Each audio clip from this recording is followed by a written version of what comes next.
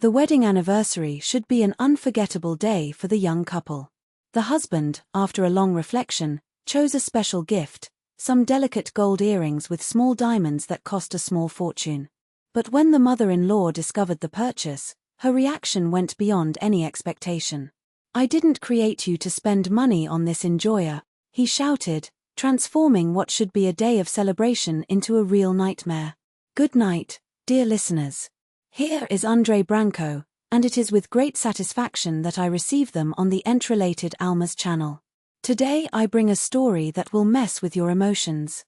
Prepare for a narrative full of twists. Tamara woke up radiant. The day before, she and Dimitri had celebrated 3 years of marriage, and for the first time, he gave her a really valuable gift, some golden earrings with diamonds, worth 30,000 riaris. She discovered the price by accident, finding the proof that her husband had forgotten inside the box. The night before, they had dinner in a restaurant, where Dimitri was especially attentive, making compliments that made her even happier. When they arrived home, in the rented apartment near the residence of Ludmila Georgievna, the mother-in-law, Tamara kept the earrings carefully in her jewelry box, over the dressing table. The happiness, however, was short-lived. It was still 9 in the morning when the doorbell rang. As he opened the door, he came across Ludmila, whose face conveyed a contained fury, as if about to declare war. "Where is Dimitri?" he fired, without even greeting it. "It's still sleeping," said Tamara, confused. "And what happened?" "What happened?"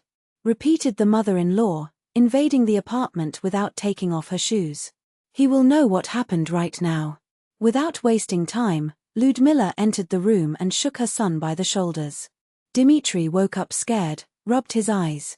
"Mom, what are you doing here anytime soon?" "It's still Saturday." "Saturday, is it?" She did. "Did you know yesterday I spent 4 hours in the health clinic line? Why do I have no money for a private doctor, and you have money to buy gold for this fortune hunter?" Tamara, paralyzed at the bedroom door, watched the scene while her mother-in-law gestured, the red face of anger. 30,000 riaris in bugigungas, while your mother is sick. Are you not ashamed? Dimitri tried to defend himself. "Mom, it was our wedding anniversary. I didn't create you to waste money with this self-party," Ludmila shouted. "My ceiling is leaking, my retirement doesn't even give medicine, and you throw money out with this woman." For 3 hours in a row, the apartment became a ring. Ludmila kept shouting, accusing Tamara of ambitious, calculating, and selfish. Dimitri, every minute, lost his voice more, his justifications getting weaker and weaker. "I knew she just wanted her money," the mother-in-law insisted. "Fool you with this beautiful face and now it's sucking everything the family has. Do you think she loves you? She loves is expensive gift." When Ludmila finally left, the mood in the apartment was breathing. Dimitri avoided looking in his wife's eyes, muttering lame excuses about his mother's nerves and the difficulties of age. Maybe it was really expensive, he ended up admitting.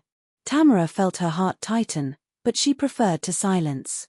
The next morning, he decided at least wearing the earrings, the only sign that at some point her husband had put her above her mother's whims. But when opening the jewelry box, he found only the void. The despair took over her. He rolled the dressing table, the bedside table, looked under the bed. Nothing. The earrings were gone. Dimitri was preparing to leave when Tamara confronted him. "Did you see my earrings?" He pretended to be surprised. "I have no idea. Maybe you lost somewhere." But his eyes betrayed the lie. Remembering safety camera that her husband had installed at the entrance after a theft in the building, Tamara decided to check the recordings. As soon as he left, he turned on the computer. What he saw made her terrified. In the images, it was possible to see Ludmila sneaking into the apartment around 11 the night before, using her own key. It moved like an experienced thief, peering the room until it reached the dressing table. With firm hands, he opened the jewelry box, took the earrings and put them in his bag. Before leaving, she still took pictures of the open box, probably to taste her son how much he spent on her daughter-in-law. So safe from his impunity that he didn't even care about the camera. Worse, when he left, he turned and made an obscene gesture for the lens. Tamara saved the video on a pen drive and reflected. Denounce to the police. Arming a scandal. Or act with intelligence. At dusk, I already had a plan.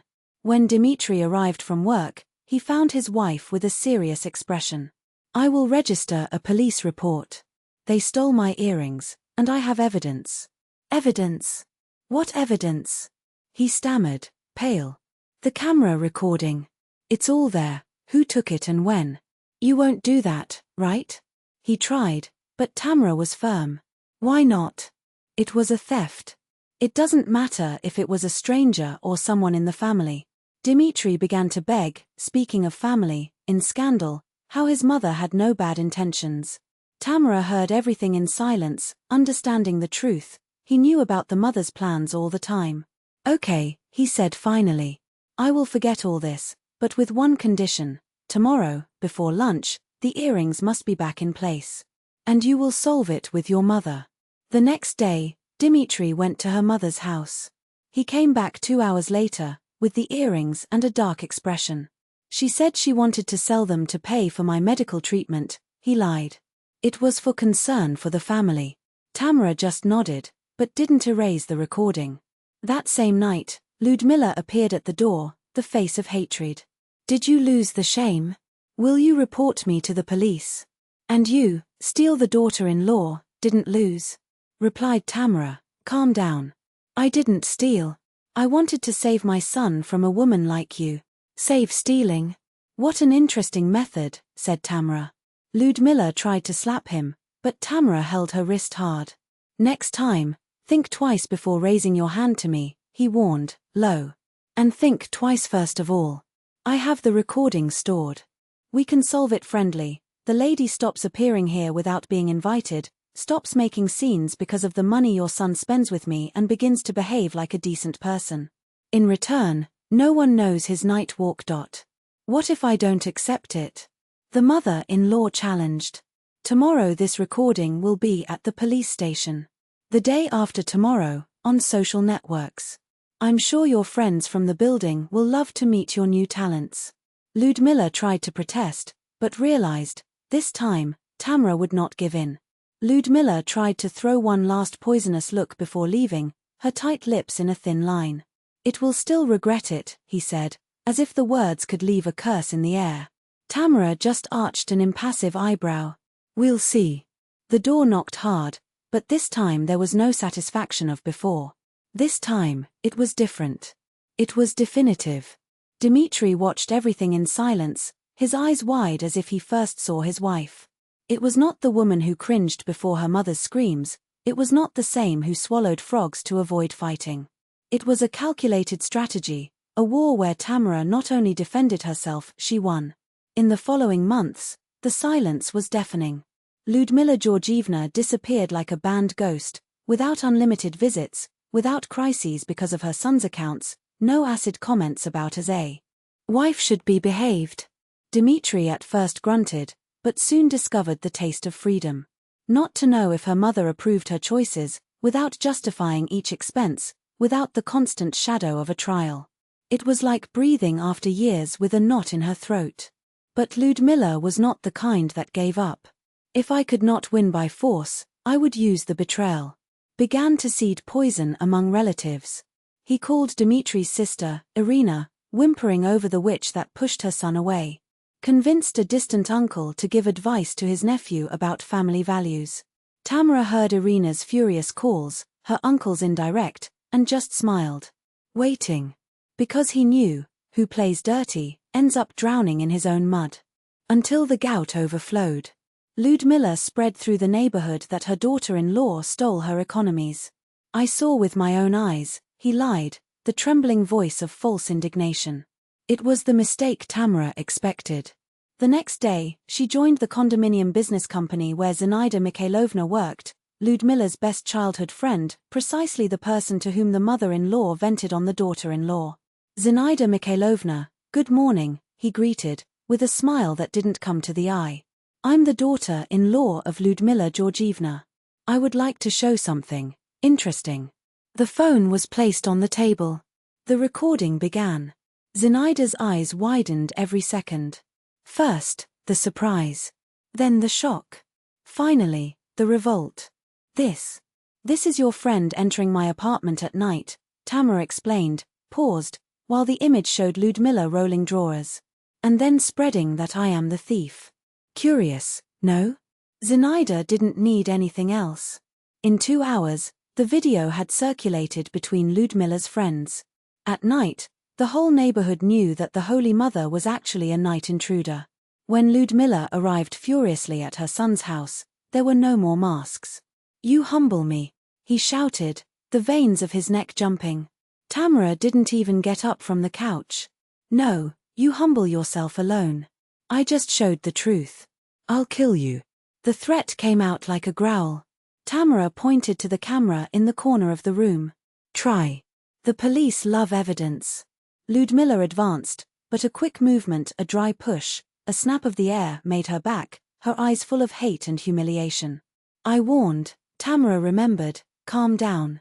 Think twice." Dmitri came home and found his mother with red eyes, his wife with a cup of tea as if nothing had happened. He opened his mouth, closed. Maybe it's too much," he murmured, as if testing the words. Tamara stared at him, cold. "An old man who steals and defamer. If you prefer it, the street door is served." It was enough. He understood, there was no room for half measurements. Ludmilla made a last desperate movement. She appeared with a suitcase, announcing that her house had caught fire and she needed to live with them. Tamara didn't even win. He looked out the window, the lights of his mother-in-law's apartment were lit, intact, and smiled. "Wonderful. The counter is free." "What do you mean, the counter?" Ludmilla's voice climbed an eighth. "Just as I said. It's the only space available. Cold but silent, ideal for reflecting on your choices." Dmitri tried to protest, but a look from Tamara silenced him. Ludmilla spent a night at the counter. A single night. At dawn, he packed his bag with shaking hands. "They will regret," he spat. Tamara just nodded. "We will survive." 6 months later, Dmitri finally admitted aloud what she knew for a long time. Life without her mother controlling each step was better. Lighter. He won a promotion, stopped jumping to the sound of the touch of his cell phone, until he smiled more. Ludmilla, desperate, tried to recruit other relatives, but even they were tired. "Lutka, you freaked out," said Aunt Valia, bluntly. "The girl is intelligent, and you only know how. Air everything." Little by little, the mother-in-law accepted the defeat. Not out of kindness, but because she realized that this time there were no gaps. His son had chosen. And Tamara would not retreat even a millimeter. 3 years passed. Ludmilla Georgievna became a grandmother. Sophia was born, small and perfect, and the mother-in-law saw in her a new chance. But Tamara already had the clear rules: visits only with invitation. Present only approved. And don't even think about educate my daughter with her methods. What if I don't obey? Ludmilla tried bleffer. The answer was a cold smile. You won't see the granddaughter until 18. It was not a threat. It was a fact. Today, 5 years after the marriage, the family finally breathes. Ludmilla learned, forcibly, to behave. Dmitri is a safe man, a present father. And Tamara uses her golden syringes on special occasions, touching them with her fingers as she remembers that night that changed everything. Sometimes it mentally thanks your mother-in-law's arrogance. Without it, he would never have discovered how strong he could be when pushed against the wall. And the recording? It is still stored. Because, as Tamara always says, you never know when the snake will show your teeth again.